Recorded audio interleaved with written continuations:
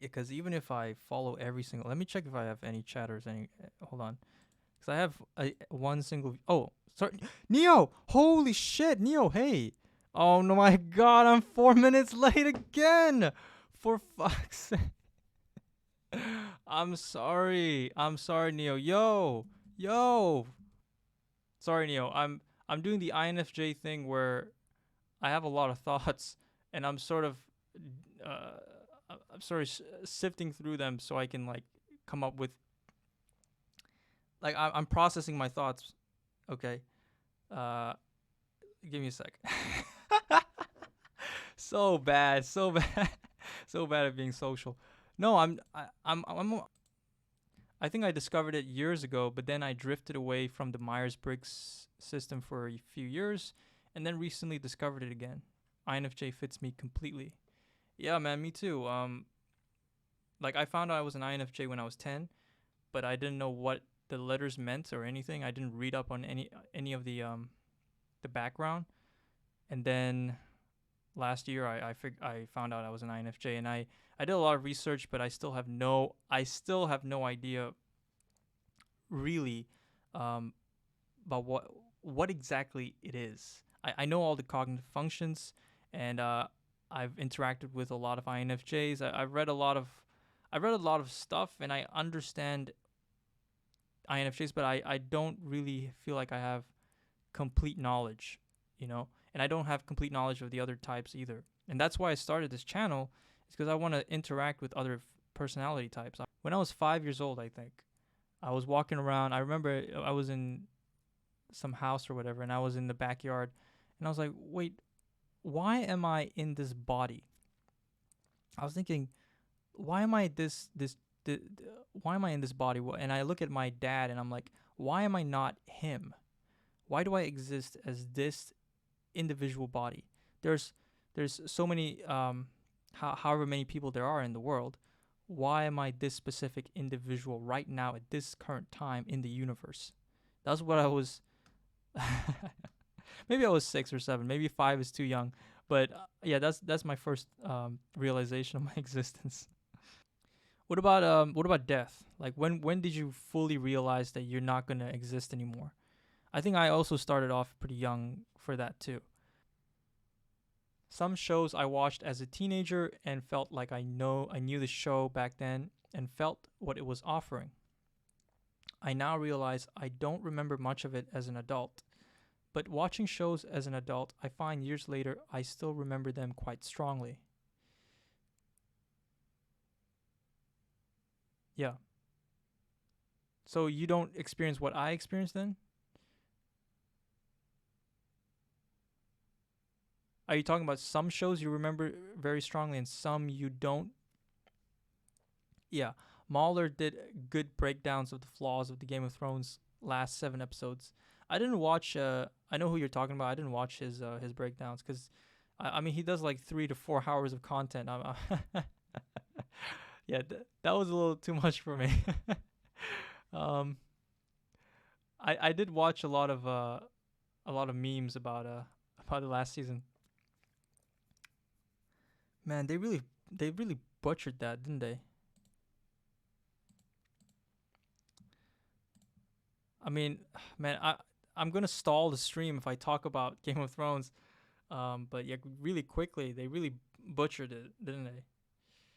At least, at least we have the books to look forward to, I suppose.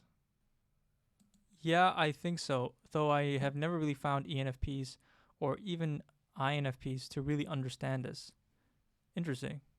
Interesting. ENFPs are supposed to though, because they're supposed to be like the extroverted INFJ.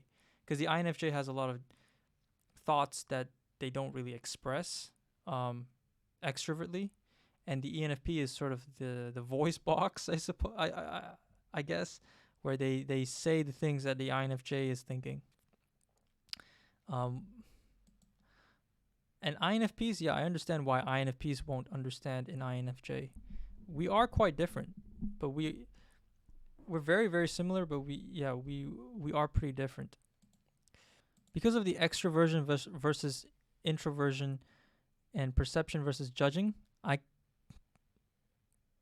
I never really found them to understand us because of those differences.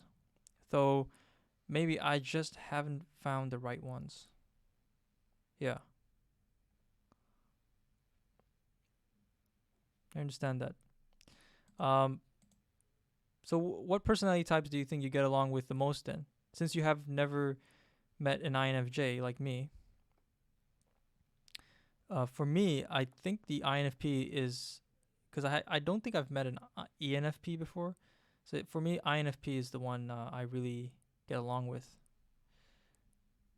And apparently ENTP, who are the debater types, extrovert debaters, very confident people, they are also our soulmates. Learning about this really blew my mind. I mean, really? Like, really? Um, yeah, I mean, I'm interested. I'm interested to meet an ENTP and an ENFP.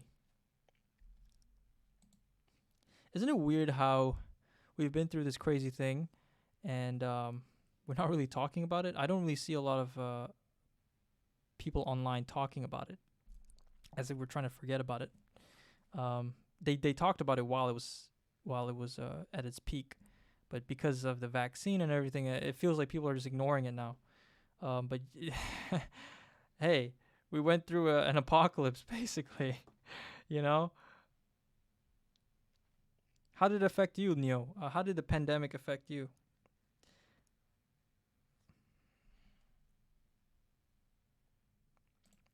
Was it like was it fine? Did it not affect you at all, or did it affect you negatively? You don't have to talk about details if you don't want to, but for me it was negative. For me, yeah, it really made me struggle. Yeah, I'm interested in the consequences on society in the aftermath period. The pandemic didn't really um, affect me much. I want to be a writer, so it didn't affect that. And I was already introverted and pretty reclusive. You want to be a writer? Yeah, me too. Me too, actually. Um, have you written? Have you written anything? What do you want to write? Fantasy, sci-fi? I haven't published anything yet. Yes, sci-fi and fantasy. Nice, nice. Yeah, I used to write a lot too when I was a teen. Um, isn't it? Do you find it really really torturous? I kind of it's a grind, isn't it? You know, writing for me at least. Some people really enjoy it, but eh, it's really painful sometimes to write and to write for a long time and to write like 50,000 words and then to think, did I write anything good? And, all that self doubt. Um, and then just to try to think about plot and try to, really, it's a grind. It's very hard to write fiction. Yes. I rather love outlining stories, and the writing part itself is quite hard. Is it, dude? eh, Dude, you suffer, don't you? Am I the only one? I actually suffer when I write. It's, it makes me. Oh my god! When I was in school, I had to stop writing because I was getting so much anxiety, and I was developing depression, and I was like, I had to stop writing because it was also affecting my mental health. Because yeah, it's very stressful to write, and after a long day at school, you don't want to just spend another 3 hours writing on your on your computer. Yes, it is suffering. It has made me wonder if I should try to write books at all, or rather, I should do short stories, or maybe try to film my ideas. Um, yeah, I mean, that's what I thought too. I wanted to be a filmmaker after I quit writing. Um, but what I learned, man, is if you spend too much time on writing, of course you're gonna start to hate it. But the thing is, when you start to give yourself a break and then you come back, some parts of it are really enjoyable. When you're on a roll and you're in that flow state, it becomes the best job in the world if you get paid for it. I mean, um, but if you grind it, like if you try to put 10 hours a day and you really try to max out and do 60 words, um, like 1,000 words in an hour, for example. Give yourself deadlines. Then yeah, it's gonna hurt. But it's not exactly the most. It's not painful all all the time. Sometimes it's very enjoyable. Probably be something set in reality, with hopefully the writing will carry the story of it. Like, I'll film a strange story. Anything sci-fi fantasy would be hard because you might need sets and effects. Yeah, that's smart. That's smart. Interesting. Well, interesting. Hey, by the way, do you have Discord? Maybe one day I can check out this video you make. Uh, if you join my server, Neo, I'll see you whenever. I mean, up to you. Whenever you want to come back, I'm always here to chat. I'll be back in about an hour because uh, yeah, I'll be eating and then doing some other stuff. Oh yeah, and thanks for coming. Thanks for coming by. I really appreciate it. Like, really, from the bottom of my heart. Thank you so much.